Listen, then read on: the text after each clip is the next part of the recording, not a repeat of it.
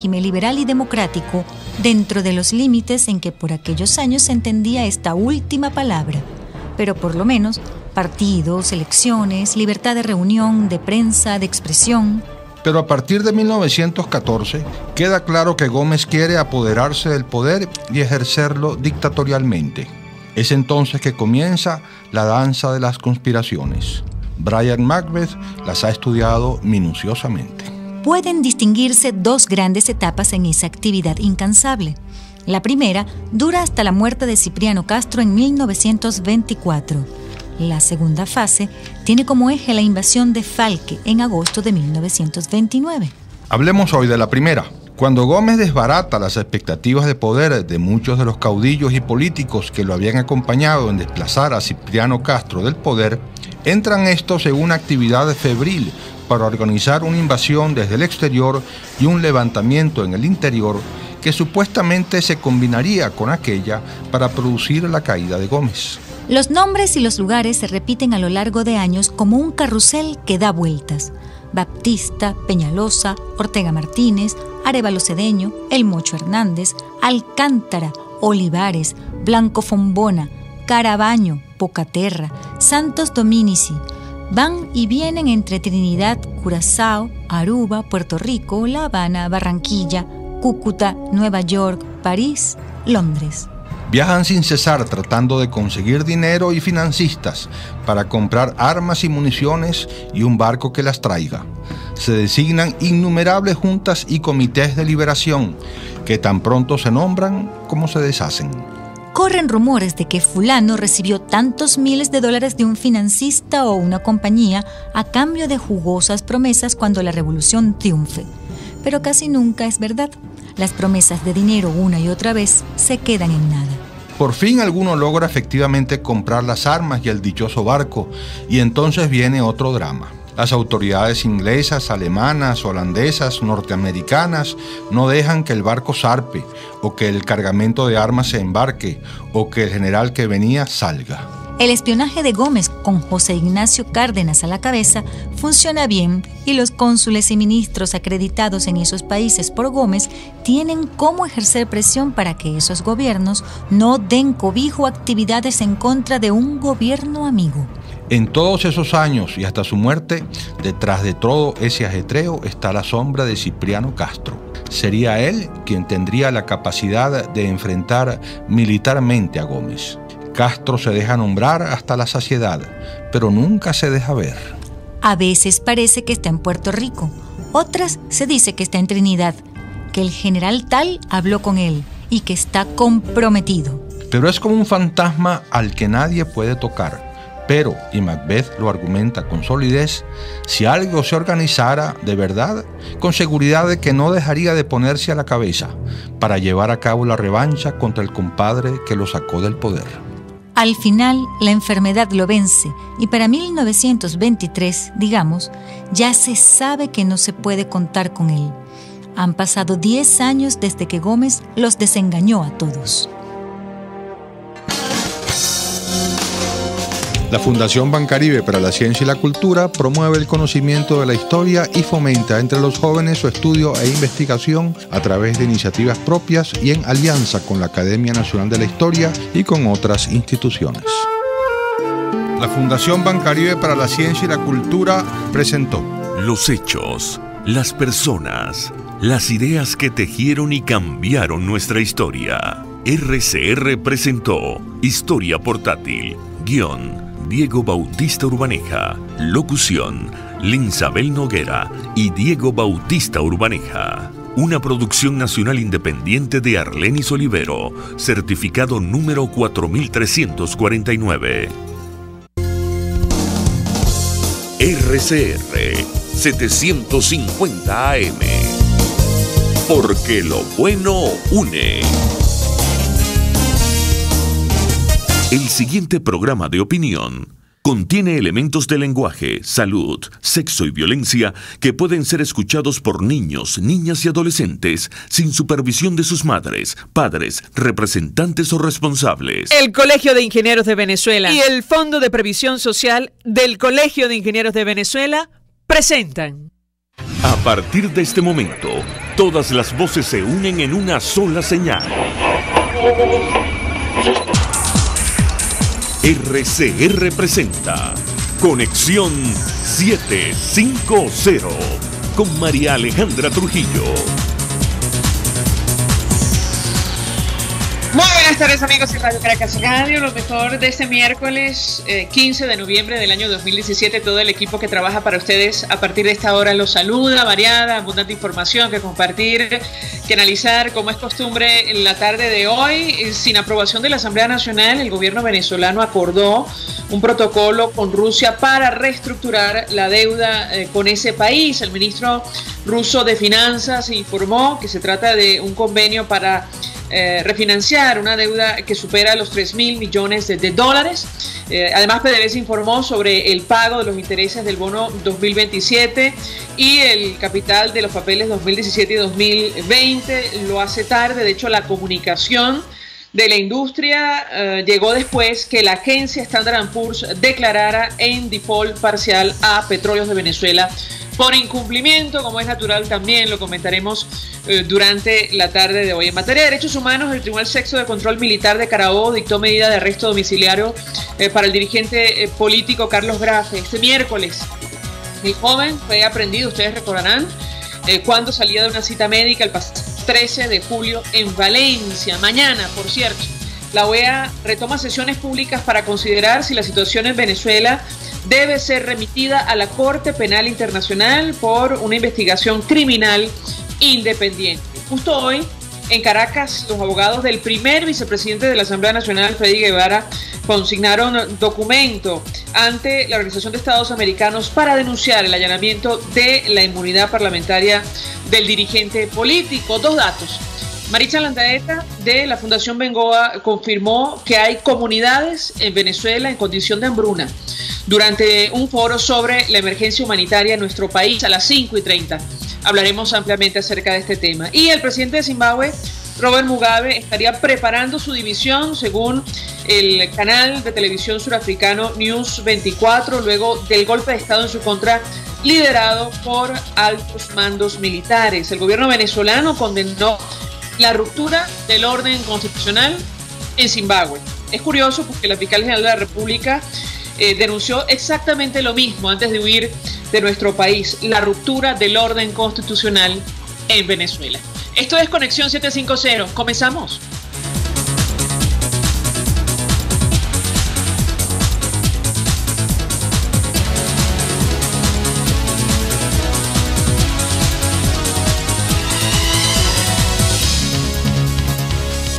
¿Qué está pasando en este país? Y a propósito de lo que está ocurriendo en materia de derechos humanos y con relación a la crisis humanitaria, hay que decir que el Tribunal Supremo de Justicia en el exilio, los magistrados designados por la Asamblea Nacional venezolana, ordenaron la apertura de un canal humanitario en nuestro país. La Sala Constitucional aseguró que solicitará intervención internacional si el gobierno se niega a acatar esta decisión. La sala en el exilio demandó este lunes la apertura de forma inmediata de un canal humanitario en el país y solicitó la intervención de la comunidad internacional si el gobierno se niega a acatar.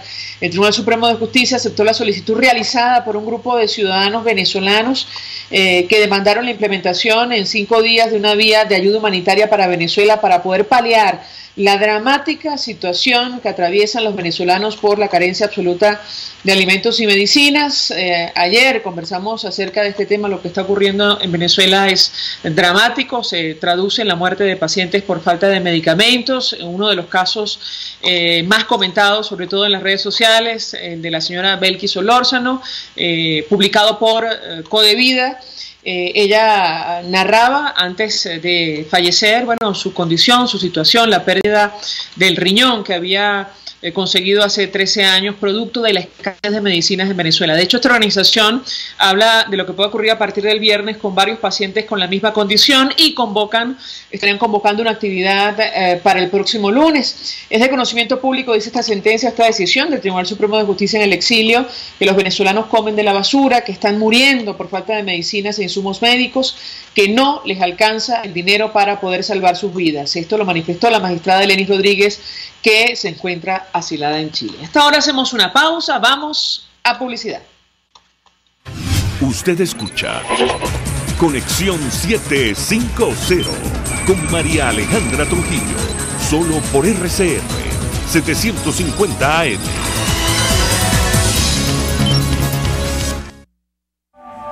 Mensaje del ingeniero Enzo Betancourt, presidente del Colegio de Ingenieros de Venezuela. Estimados colegas ingenieros, arquitectos y profesionales afines, la actual situación económica del país nos ha llevado a la revisión y aprobación de nuestro tabulador de sueldos y salarios cada 3 meses, a fin de garantizar tu poder adquisitivo. Y al estar solvente podrás disfrutar de los múltiples beneficios que te ofrece tu CIB. Para mayor información visita nuestro portal www.cib.net.be. Colegio de Ingenieros de Venezuela, construyendo futuro.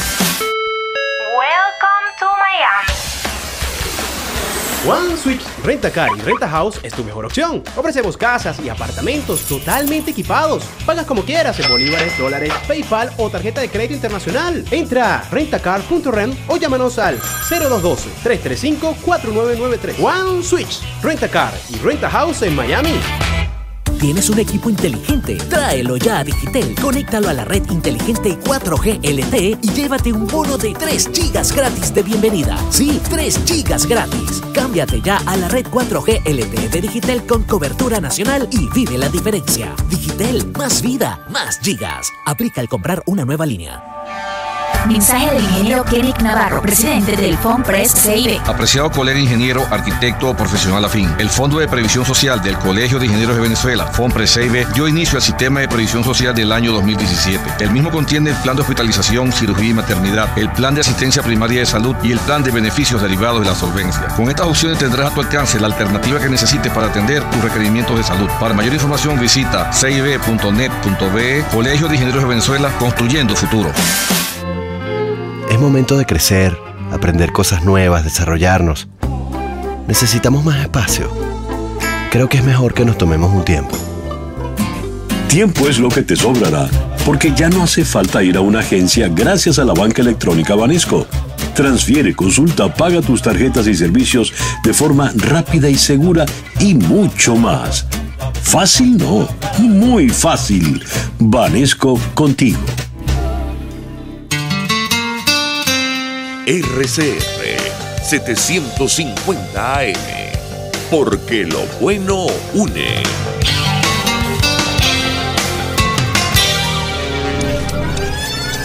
Toda Venezuela es territorio magallanero.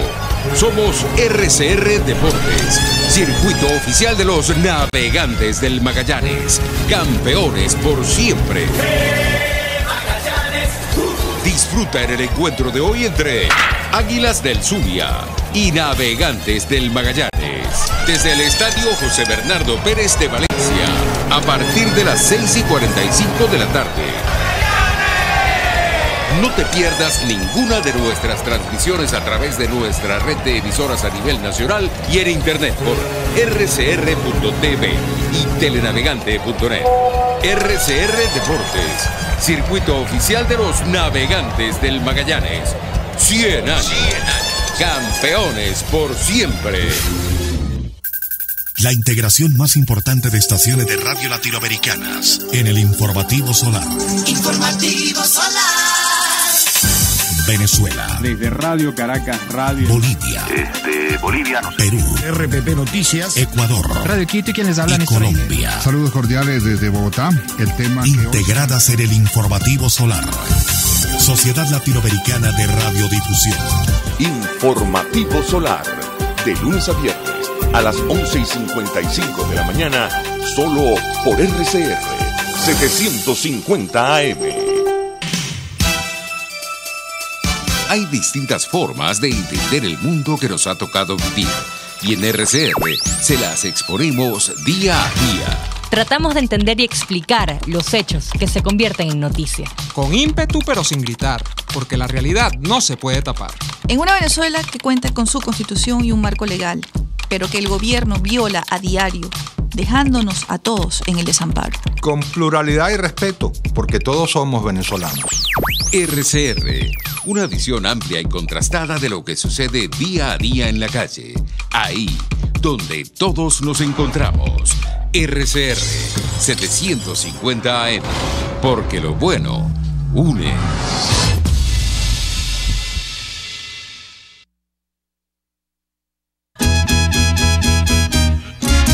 Desde los sectores populares del país se escucha una clara señal. Es el radar de los barrios. Evelyn Martínez y la red de ciudadanos le invitan a identificar amenazas, ubicar soluciones y hacer seguimiento eficiente a las problemáticas de cada sector. Un espacio contra la polarización donde se construye de abajo hacia arriba y de adentro hacia afuera. El radar de los barrios, de lunes a viernes, a partir de las 10 de la mañana, solo por RCR 750 AM. En RCR somos opinión. Golpe a golpe es la noticia de mañana hoy. Golpe a golpe es la noticia en el microscopio. Es lo que usted necesita oír, imaginar, ver. Golpe a golpe es imprescindible. Es tremendo. Golpe a golpe con Fausto Mazó. De lunes a viernes a partir de las 8 de la mañana por RCR 750 AM. Síganos por @RCR750 y rcr.tv, la radio que se ve. El poder de la comunicación en tus manos. Conexión 750 con María Alejandra Trujillo. Solo por RCR 750 AM. Continuamos, amigos, en Conexión 750, bueno, hablando acerca de lo que ha ocurrido el día de hoy.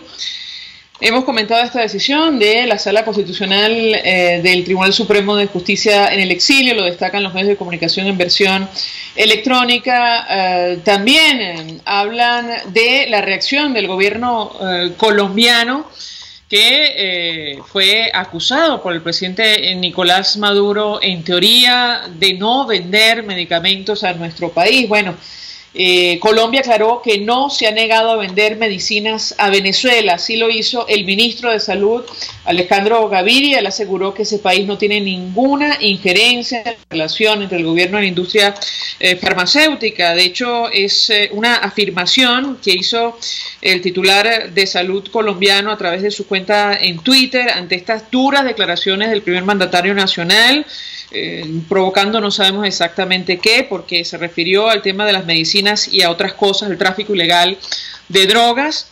Alejandro Gaviria escribió en su cuenta en Twitter: aclaración, nunca hemos negado la venta de medicamentos a Venezuela ni tenemos ninguna injerencia en la relación entre el gobierno de Venezuela y la industria farmacéutica. Reiteramos nuestro compromiso de cooperar en los temas de interés en salud pública. Así respondió a estas duras afirmaciones del primer mandatario nacional. Lo dicho, dictaron arresto domiciliario para Carlos Grafe.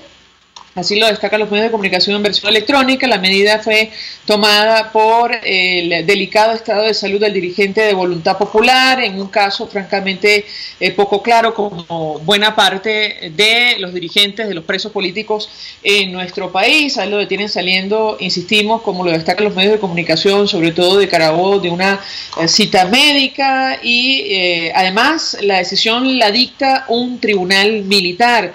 Una situación que ha denunciado reiteradamente la comunidad internacional, incluyendo el Alto Comisionado de Derechos Humanos de la ONU. Y para conversar acerca de estos temas, saludamos en la línea telefónica a Omar Mora Tosta. Él es abogado del primer vicepresidente de la Asamblea Nacional, que, aunque usted no lo crea, bueno, ha decidido estar refugiado en la Embajada de Chile en Caracas, en la residencia del embajador, producto de una decisión de las instituciones, incluyendo la Constituyente Comunal y el Tribunal Supremo de Justicia del país, bueno, iniciar un proceso contra él, allanar su inmunidad parlamentaria a pesar de lo que establece la Carta Magna que está vigente en Venezuela. Saludamos al doctor Omar Mora Tosta, gracias por atendernos, muy buenas tardes. Buenas tardes, María Alejandra, muchas gracias por tu invitación. Pues, doctor, ¿qué puede comentarnos acerca de este documento que hoy usted, junto a un grupo de diputados, entregaba la Organización de Estados Americanos en nuestro país, la sede de la OEA en nuestro país. ¿Lo escuchamos? Sí, bueno, es una reafirmación de lo que ya hemos venido conversando pues públicamente acerca del caso del primer vicepresidente de la Asamblea Nacional de Venezuela, el diputado Freddy Guevara. Él ha sido encausado penalmente de una manera absolutamente ilegal, inconstitucional, arbitraria. Él fue prácticamente condenado sin ser escuchado. El diputado Freddy Guevara, al igual que el resto del cuerpo legislativo, gozan de inmunidad parlamentaria desde el momento de su proclamación, y esto ha sido desconocido a lo largo de una serie de sentencias que han venido rebanando las competencias de la Asamblea Nacional y acabando con la inmunidad parlamentaria. Esto es muy grave porque esto atenta contra la institucionalidad en el país. No es Freddy Guevara, es el resto del cuerpo legislativo en sí, porque la inmunidad es una institución que le da el pueblo venezolano cuando ejerce el derecho al voto a la persona por quien vota, para protegerlo, para que pueda ejercer sus funciones correctamente. Él tenía el derecho a ser juzgado con todas las garantías judiciales, a ser escuchado, a que se le hiciera un antejuicio de mérito como reza la Constitución, pero además de eso, que el único órgano, la única institución constitucionalmente autorizada para eso, como es la Asamblea Nacional, estudiara su caso y decidiera si allanaba o no su inmunidad. Esto no ocurrió porque simple y llanamente pues se hizo una suerte de linchamiento jurídico fast track, en donde pues esa sentencia pues desconoce la inmunidad del diputado Guevara bajo un argumento completamente falso y temerario de una supuesta comisión de hechos punibles continuados y en flagrancia, a pesar de que eso no tiene sentido, porque la flagrancia es algo que ocurre pues a momentos de cuando la persona es detenida, a momentos de cometer el hecho punible o cometiendo el hecho punible.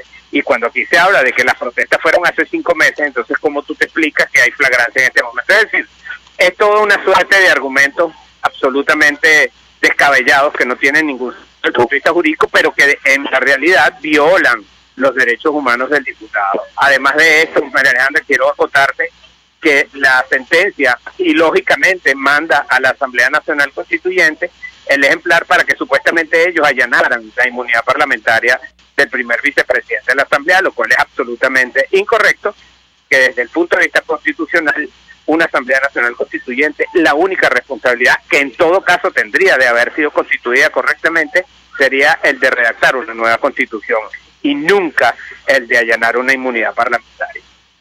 Justo quería preguntarle, doctor, y es interesante que toque este tema, porque, bueno, hoy nos levantamos con la información sobre un golpe de Estado en Zimbabue y el gobierno venezolano ha emitido comunicado, rechazando la ruptura del orden constitucional en ese país. Sin embargo, la fiscal general de la República, Luis Ortega Díaz, antes de huir de Venezuela, ya sabemos de qué manera, en barco hasta Aruba y en avión hasta Colombia, denunció justamente eso, la ruptura del orden constitucional en nuestro país por unas sentencias del Tribunal Supremo de Justicia donde pretendía asumir las atribuciones de la Asamblea Nacional, incluso entregarlas a cualquier órgano que ellos decidieran, que es lo que está ocurriendo en la práctica con esto de la constituyente comunal. Y yo quisiera su comentario en torno a este tema, porque una vez más se vulnera la Carta Fundamental que todavía está vigente en Venezuela. Hablamos de la Constitución. ¿Lo escuchamos? Sí, bueno, lamentablemente hemos visto a lo largo de estos años cómo se ha ido desmontando la institucionalidad en Venezuela poco a poco, y se ha utilizado pues una suerte de retahíla de sentencias que poco a poco han ido rebanando las facultades, en este caso, por ejemplo, de la Asamblea Nacional como cuerpo legislativo, como casa de las leyes, como representantes del pueblo directo, y eso pues ha traído como consecuencia la crisis institucional que tenemos en este momento en Venezuela. Y con un peligro muy grande, porque ya ni siquiera la institución de la inmunidad parlamentaria, lo cual es una cuestión sagrada a nivel mundial, porque es el fuero que ostentan los representantes del pueblo que han sido elegidos por votación popular y que es requerida para poder ejercer sus funciones a cabalidad, porque es una suerte de protección que necesitan tener pues las personas que elaboran las leyes o que tienen facultades contraloras, como es el caso de la Asamblea Nacional. Ahora, doctor, hemos visto varias entrevistas que usted ha ofrecido estos días. La pregunta que yo le haría es, el diputado Freddy Guevara, primer vicepresidente de la Asamblea Nacional, ¿ya ha decidido si va a tramitar asilo ante el gobierno chileno o no? Hasta este momento no lo ha decidido aún. Está...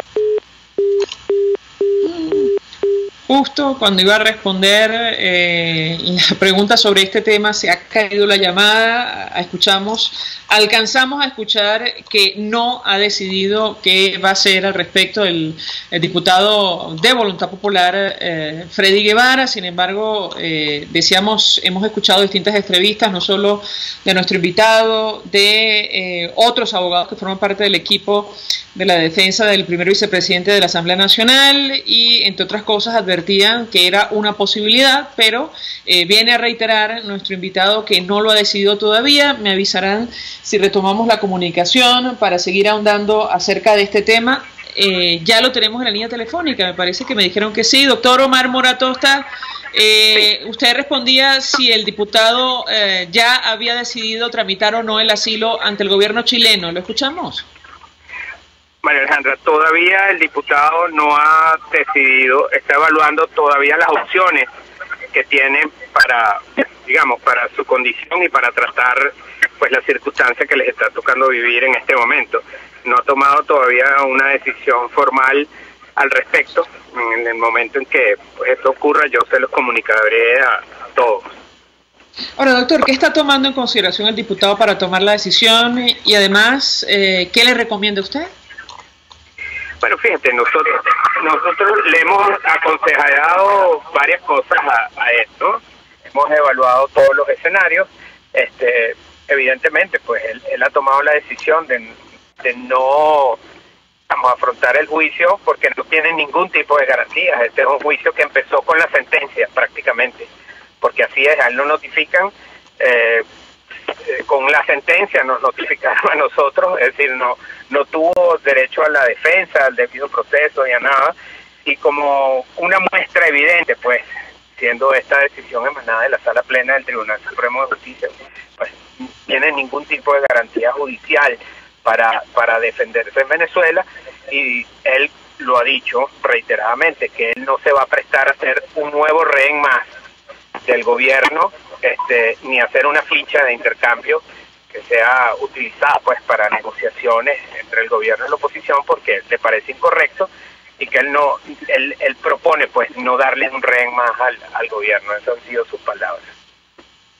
Ahora, el gobierno chileno recientemente aprobó asilo a los magistrados del Tribunal Supremo de Justicia, que por cierto acaban de publicar una sentencia o decisión sobre el canal humanitario. Supongo que esto también lo están valorando ustedes, es decir, seguramente el gobierno chileno respondería favorablemente a una petición de esta naturaleza. No sé qué puede comentarnos.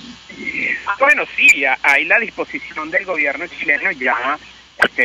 Varios altos funcionarios del gobierno chileno han emitido opinión al respecto, diciendo que en el momento en que el primer vicepresidente de la Asamblea Nacional, el diputado Freddy Guevara, solicitase, si fuese el caso, el asilo político, pues ellos estarían en disposición de dárselo inmediatamente. Ahora, ¿qué pasaría legalmente con él, doctor? Es decir, con su situación, él tendría que despojarse de su condición de diputado. No sé si esto ya lo manejan o no. No, él sigue siendo diputado de la Asamblea Nacional. Él no ha sido despojado de absolutamente nada, porque a él lo designa el pueblo venezolano. El proceso irregular bajo el cual se le pretendió despojar de la inmunidad parlamentaria, pues él lo desconoce, que es absolutamente inconstitucional e irrito, y la Asamblea Nacional el día de hoy le ha comunicado a la Organización de Estados Americanos, mediante un comunicado que fue consignado en compañía de varios diputados con mi persona esta mañana, pues que ese procedimiento es absolutamente irrito, que respaldan al primer vicepresidente de la Asamblea Nacional de Venezuela, y que el procedimiento bajo el cual se le pretende juzgar es absolutamente ilegal e inconstitucional. Ahora, doctor, en su momento, cuando los magistrados recibieron el asilo o la protección del gobierno chileno, el gobierno venezolano jamás aprobó el salvoconducto y se vieron la necesidad de salir por otras vías del país. ¿Ustedes han tomado en cuenta este elemento o no de momento porque no se ha tomado la decisión? Bueno, de momento no hemos tomado ninguna previsión al respecto porque, bueno, simplemente él está en condición de huésped de la residencia del embajador chileno en Caracas y no ha solicitado todavía el asilo político. En el momento que esto ocurra, pues evaluaremos otros escenarios, pero en principio, pues, lo correcto sería, en derecho internacional, pues que al solicitarse esa condición por parte del gobierno chileno, pues se le otorgue y se le solicite pues al gobierno venezolano una cuestión llamada el salvoconducto para que él pueda abandonar el país e irse a Chile. Finalmente, doctor, tengo que preguntarle, hemos escuchado la interpretación según la cual el caso del primer vicepresidente de la Asamblea Nacional es ejemplarizante, es decir, para los ciudadanos de a pie el mensaje aparentemente es muy claro: si hacen esto con un diputado de la Asamblea, que además es de la directiva, primer vicepresidente del Parlamento, ¿qué no harán con el resto de los mortales, con los venezolanos, más aún después de la aprobación de este instrumento que han denominado Ley Constitucional contra el Odio? Yo quisiera su comentario, su análisis con relación a este tema, apelando a su experiencia. ¿Lo escuchamos? Bueno, María Alejandra, realmente, lamentablemente hemos visto en el país, pues, a lo largo de estos años, que han habido sentencias y procesos que se han iniciado en contra de personas que han pensado distinto y han sido de todos los estratos. Hemos visto amas de casa, hemos visto estudiantes, hemos visto profesores universitarios, hemos visto militares institucionales, y ahora se ataca pues a los miembros del Parlamento. Es decir, esto realmente ha sido una escalada que ha ido increciendo y en este momento pues sí, se está atentando contra el cuerpo legislativo y lo que representa pues la institucionalidad en el país. Entonces, sí, es una cuestión que nos llama a la reflexión y que es preocupante esta situación, pero yo creo que todos tenemos que seguir, la misma Constitución lo dice, que nosotros tenemos que seguir proponiéndonos el hacer cumplir lo que está escrito en la Constitución y lo que realmente es el estado de legalidad en el país.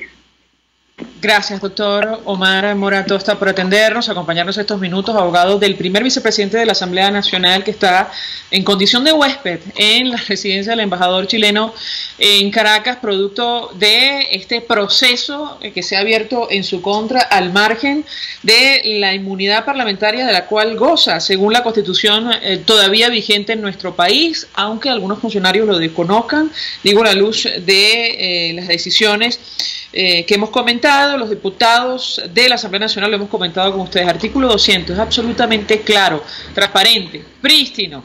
Los diputados de la Asamblea Nacional gozarán de inmunidad en el ejercicio de sus funciones desde su proclamación hasta la conclusión de su mandato. Dice más adelante, de los presuntos delitos que cometan los integrantes de la Asamblea conocerá de forma privativa el Tribunal Supremo de Justicia previa autorización de la Asamblea Nacional. No dice la Constituyente Comunal ni ninguna otra institución, solo el Parlamento venezolano. Artículo 200 de la Carta Magna. A esta hora hacemos una pausa, vamos a publicidad. Estás en sintonía de Conexión 750, solo por RCR 750 AM. Son las 5:28. Es la hora de aprovechar el tiempo para realizar tus operaciones con la banca electrónica Banesco. Fácil no, muy fácil. Banesco contigo. Mensaje del ingeniero José Peraza, tesorero del FONPRES CIB. Apreciado colega ingeniero arquitecto y profesional afín, el Colegio Ingeniero de Venezuela, preocupado por tu salud, y el Fondo de Previsión Social FONPRES CIB ha diseñado un sistema de salud que te ofrece servicio de atención primaria, consultas vía internet, ambulancia, farmacia, odontología, dermatología, fisioterapia, HCM y el servicio funerario. Adquiere nuestro plan de salud 2017. Visítanos cib.net.be. Colegio de Ingenieros de Venezuela, construyendo futuro.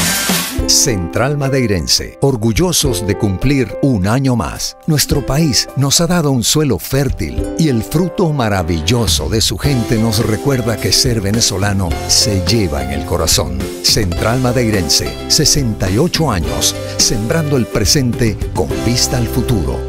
Cada recarga Digitel se convierte en sonrisas para los jóvenes de Fe y Alegría. Con tu aporte y el de Digitel, seguimos unidos todos en un solo corazón. Por cada recarga electrónica, colaboras con el 1% del monto para Fe y Alegría y Digitel también. Además, participas en el sorteo de 8 tarjetas de consumo por 5 millones de bolívares cada una. Con tu recarga, seguimos unidos todos en un solo corazón.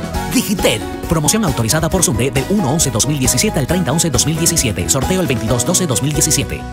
Mensaje del ingeniero Ramón López, vicepresidente del Colegio de Ingenieros de Venezuela. Apreciado colega ingeniero, arquitecto y profesional afín, el sistema de salud venezolano no presta la atención requerida y la altísima inflación encarece notoriamente este servicio. Es por ello que el Fondo de Previsión Social del CIP te ofrece un servicio de salud seguro, confiable y accesible, con amplia cobertura. Para mayor información visita el portal www.cib.net.be. Colegio de Ingenieros de Venezuela, construyendo futuro.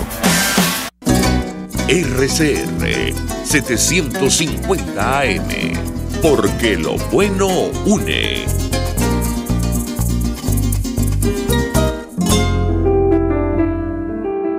La Academia de Ciencias Físicas, Matemáticas y Naturales en su centenario presenta El progreso tiene su ciencia. Hoy presentamos el ATSUB y los submarinos venezolanos.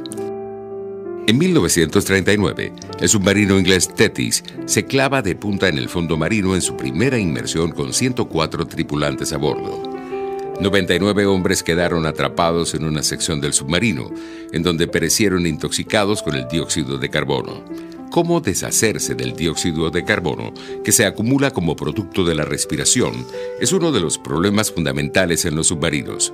En la década de los 80, los doctores Orlando Leal y Carmelo Bolívar y el ingeniero Gonzalo Sepúlveda de la Escuela de Química de la Facultad de Ciencias de la Universidad Central de Venezuela desarrollaron un absorbente de dióxido de carbono que llamaron ATSUB para ser usado en los submarinos de la Armada venezolana. A diferencia de los absorbentes tradicionalmente utilizados basados en óxido de calcio, que requerían de temperaturas de 800 grados centígrados para su regeneración, el ATSUB estaba hecho de un gel de sílice y arcilla que podía regenerarse hasta 40 veces a 80 grados centígrados. El desarrollo del ATSUB mereció la acreditación de una patente y de un premio como mejor trabajo de investigación nacional a los estudios asociados a la patente. El doctor Carmelo Bolívar también fue galardonado en el año 2014 con el premio Fundación Juan Alberto Olivares, otorgado por la Academia de Ciencias Físicas, Matemáticas y Naturales por sus contribuciones a la química, entre ellas el desarrollo del ATSUB. Por años, la Marina venezolana participó activamente en la elaboración y regeneración del ATSUB, y los submarinos venezolanos tuvieron el sello de la investigación hecha en Venezuela. El progreso tiene su ciencia. La Academia de Ciencias Físicas, Matemáticas y Naturales en su centenario presentó El progreso tiene su ciencia. Para más información, www.acfiman.org.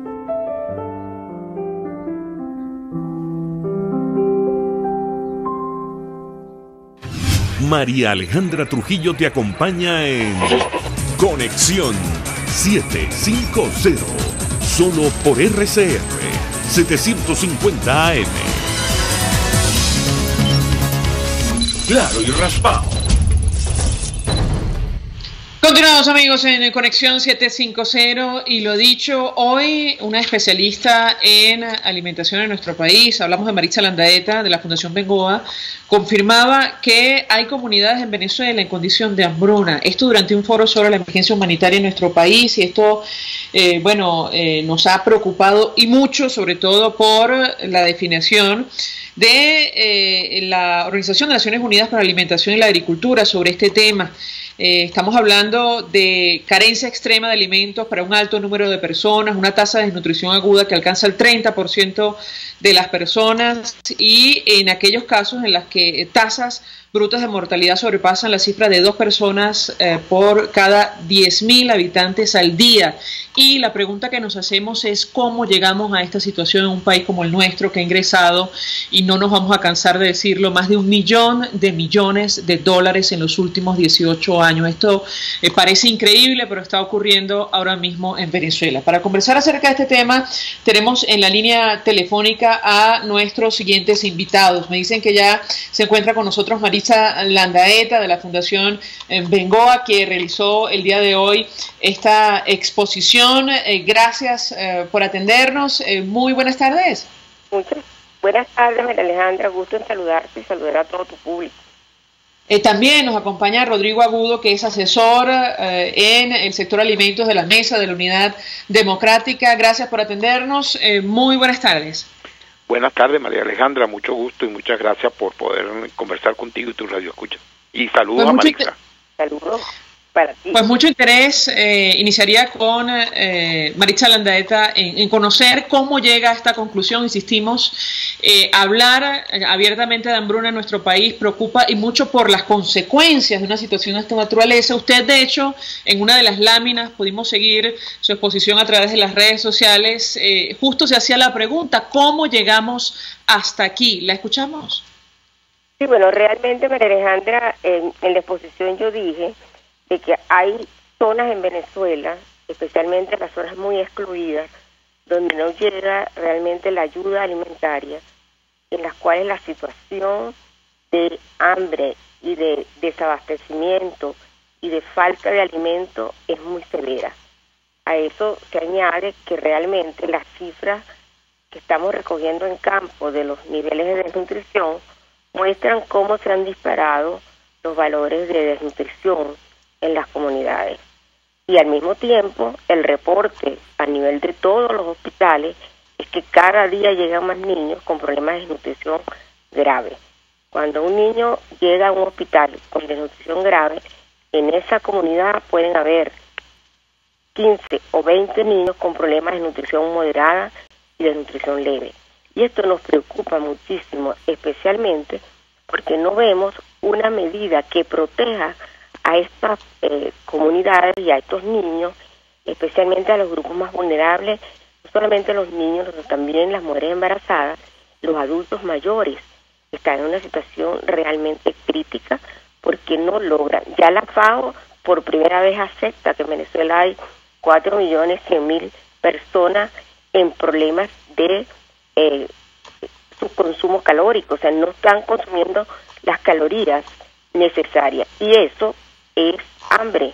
Cuando usted no consume las calorías que usted tiene, su organismo está en deficiencia y eso se llama hambre. Y este problema no es de hoy, este es un problema que viene acumulado, ya tenemos bastante tiempo con esta situación y estas deficiencias se acumulan, van deteriorando a la persona, van deteriorando al niño, van deteriorando todo el sistema inmunológico y funcional del ser humano, y por eso estamos viendo ya situaciones de violencia extrema en personas que vienen en esta situación de deficiencias muy severas.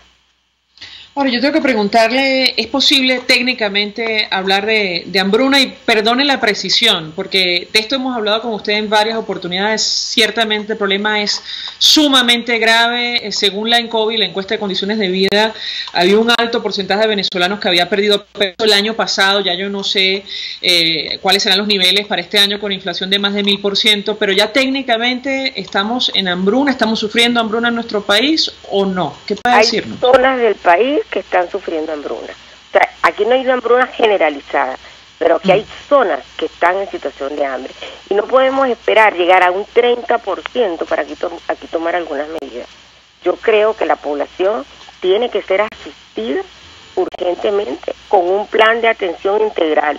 Esto tampoco implica que es que vamos a traer un barquito con alimentos. Esto implica que se haga un plan integral para poder que estas comunidades que están en situaciones extremas puedan recuperarse, en principio con una asistencia, pero luego hay que ver cómo podemos mantener a estas personas para que salgan de la situación tan crítica como están. Porque fíjate, María Alejandra, que cada día lo que te ingresa de sueldo, pues no te alcanza para nada. O sea, fíjate que ya dice el Senda que para comprar una canasta necesitamos 19 sueldos mínimos. ¿Quién gana en este país eso? Eso es una cosa insólita lo que está pasando. Estamos en el momento en que no tienes, te estás preguntando, ¿qué puedo comprar con lo que tengo en la mano? Y esos, los que tienen dinero y los que no tienen, la cantidad de desempleados y personas en pobreza extrema que no tienen ningún ingreso, ¿cómo hacen? Todos los días nos preguntamos cómo hacen las madres venezolanas para realmente alimentar a sus hijos, a su familia. Ahora, yo le pregunto a Rodrigo Agudo a propósito de lo que está ocurriendo, cuáles son los escenarios que tenemos por delante, tomando en cuenta, bueno, la profundidad de la crisis económica y lo que está pasando ahora mismo, el contencioso con la deuda externa en nuestro país, prácticamente producto del modelo promovido por el gobierno. La gran parte de los alimentos que consumimos en Venezuela son importados. Quisiera su comentario y, por supuesto, su reacción ante lo que ha dicho Maritza Landaeta. ¿Lo escuchamos? Bueno, ciertamente yo creo que Marisa ha hecho una buena radiografía de lo que está sucediendo en Venezuela. Ahora, tú preguntabas por qué llegamos aquí. Bueno, muy sencillo. Llegamos aquí por una sencilla visión equivocada de lo que pudiera ser el modelo de desarrollo de Venezuela. Este es un problema que se viene, si tú quieres, se viene engendrando desde hace 18 años. ¿Por qué? Porque hace 18 años el gobierno dio una orientación político-económica de sustituir las relaciones de propiedad en los medios de producción primarios, y entonces empezó a destruir la producción nacional partiendo de una falsa premisa que hoy estamos sufriendo, y es que el país, por ser un país petrolero, siempre iba a tener los recursos para poder importar los alimentos que estábamos destruyendo en términos de su producción nacional. Eso duró. Esa situación no sustentable, ese espejismo, y tú creo que muy bien lo dijiste, ese periodo donde dilapidamos más de $1 billón de dólares, duró 12 años cuando regalamos e hicimos transferencias sociales en forma indiscriminada, y lo que hicimos fue regalar pescados en vez de enseñar a pescar a la población y al país. Ahora, y perdón que lo interrumpe, señor Agudo, habrá que ver si efectivamente ese $1 billón llegó a los venezolanos a través de programas sociales. Perdone, pero yo tengo mis dudas. Es decir, las cuentas sencillamente no cuadran. Basta ver cómo está el país en este momento. No lo dudo. No dudo que de ese $1 billón de dólares, la mitad se lo robaron. Pero la otra mitad se repartió, y a lo mejor se repartió y de forma mal, porque por lo menos los primeros 12 años el país en términos per cápita consumió más. Y Marisa me corregirá, no necesariamente mejor, es correcto, pero en términos cuantitativos se consumía más y la población se sentía que estaba en mejores condiciones. Pero resulta que a partir del 2010 los precios del petróleo no siguieron creciendo, y en vez de corregir en ese momento, que todavía estamos a tiempo, ¿qué es lo que hizo el gobierno? El gobierno lo que hizo es empezar a endeudarse para poder seguir manteniendo el festín de regaladera afuera, de plata regalada, de sobreprecios, de corrupción, de todo eso. Un festín que murió en el 2013 cuando se cerraron los créditos externos y el país no se pudo seguir endeudando. Por eso es que yo creo que hay que tener muy claro que esta no es una crisis que tiene 4 años. Esta es una crisis que se viene generando de hace 18 años por una visión equivocada, ¿no? Y si se quiere, por una megalomanía que ha hundido al país en la peor crisis de su historia republicana. Y esto lo digo así por una sencilla razón, porque esta crisis no es coyuntural, es estructural, y no se arregla con como si fuera una gripe con acetaminofén. No, señores, tenemos una neumonía y necesitamos un tratamiento con antibióticos. ¿Y eso qué significa? Que necesitamos un programa de reestructuración de la economía venezolana para poder, primero, importar significativamente las materias primas que durante 12 años destruimos el aparato productivo para poderlas producir. Igualmente importar, porque no existen los repuestos, la maquinaria y las semillas para empezar a sembrar. Por eso hago una alerta, porque mucho hablamos de ayuda alimentaria. La ayuda alimentaria, yo creo que aquí en todo caso estoy haciendo ejercicio legal porque Marisa realmente es una especialista, pero la ayuda alimentaria se da en el mundo para sucesos coyunturales, una tormenta, un terremoto, una misma explosión social, etcétera, que tienen corta duración y por lo tanto viene una ayuda para poder restablecer la normalidad. Lo que pasa es que nosotros estructuralmente nos descapitalizamos en la capacidad de producir alimentos, porque en el 2013, cuando estalló la crisis, ya en el 2014 empezó el desabastecimiento. En el 2015 encontramos y empezamos a evidenciar la escasez. En el 2016 ya todos los especialistas, Marixa, la doctora Herrera, Susana Rafal, empezaron a advertir que había hambre. Hoy entramos en la crisis que estamos viviendo en el 2017, que está definiendo Marixa de hambruna en ciertas locaciones y de una profunda desnutrición. Esto lo que llama a la reflexión es que nosotros no podemos seguir pensando que la solución de esto es una simple ayuda.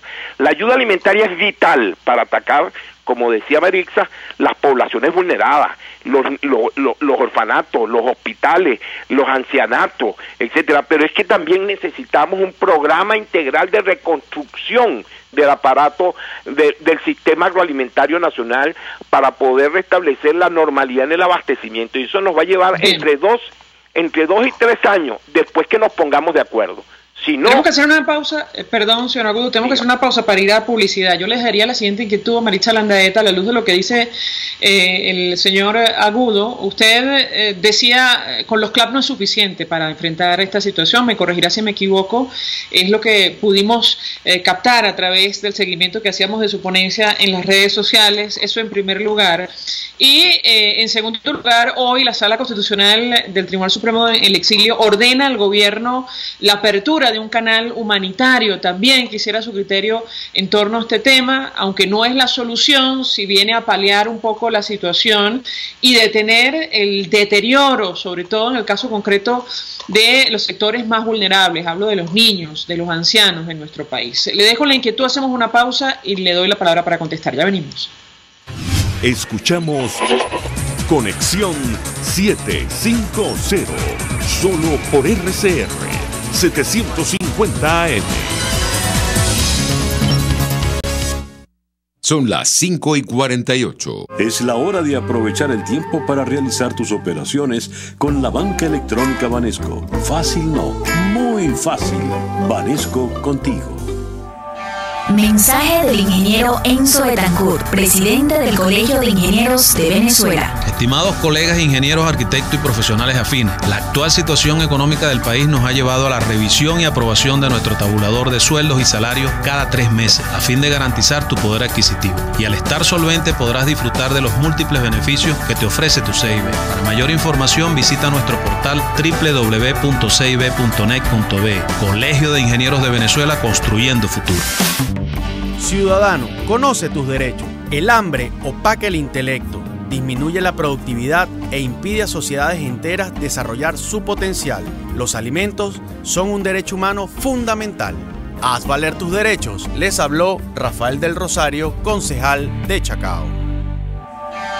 Mensaje del ingeniero Kenneth Navarro, presidente del FONPRES CIB. Apreciado colega ingeniero, arquitecto o profesional afín, el Fondo de Previsión Social del Colegio de Ingenieros de Venezuela, FONPRES CIB, dio inicio al sistema de previsión social del año 2017. El mismo contiene el plan de hospitalización, cirugía y maternidad, el plan de asistencia primaria de salud y el plan de beneficios derivados de la solvencia. Con estas opciones tendrás a tu alcance la alternativa que necesites para atender tus requerimientos de salud. Para mayor información visita cib.net.be. Colegio de Ingenieros de Venezuela, construyendo futuro.